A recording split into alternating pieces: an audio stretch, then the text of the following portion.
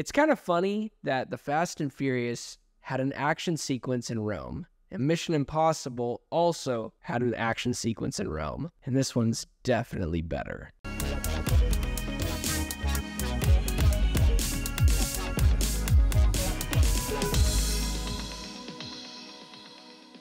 Hey guys, my name is Joseph Curtis, and if you love movies just as much as me, you have come to the right place. Now, do me a huge solid and click that like and subscribe button. Also, if you want to follow me on the following social platforms, that would be great as well. Now, let's start talking about Mission Impossible Dead Reckoning Part 1.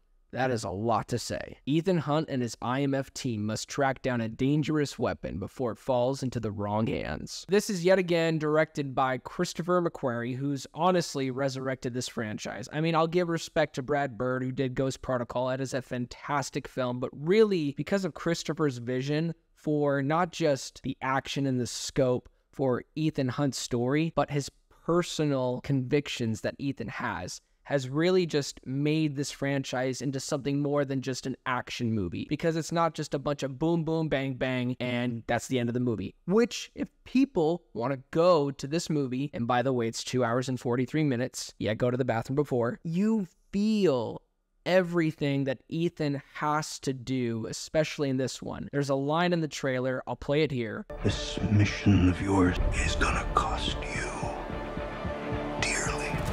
And you do feel that weight of what he's saying to Ethan, that this mission is different. Now, I'm not going to say that this is the best Mission Impossible film. There is a bit of an issue with the length of the film. It's really long, and there are some scenes that don't really need to be that long. Other than that, though, it's an amazing time. You have spectacular action. I mean, the stunt work on this is next level. Many action sequences that are well worth watching in the theater, not just streaming. Please watch this in theaters. And with that being said, you have the head of this series, Ethan Hunt, who is in the middle of all this action. And his character definitely goes through things that I didn't expect them to accomplish, and accomplish well.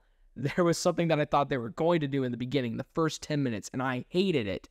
And then 10 minutes later go by, and I'm like, oh my God, I love you, Christopher McQuarrie. You're amazing. Like I said, this isn't the best one, but there's so much to expound upon on the character of Ethan Hunt in this one in particular. It is a part one, but this movie feels part one in the best way possible. There's a beginning, a middle, and an end. The thing that Ethan has to, I guess, hunt down or defeat is something that I didn't see coming, and it's actually very relatable. AI is literally the enemy in this part one, part two potential ending for this franchise. And I gotta say, it does sound a little cheesy, especially when they first talk about it. I'm like, is this really the direction that this franchise needs to go in?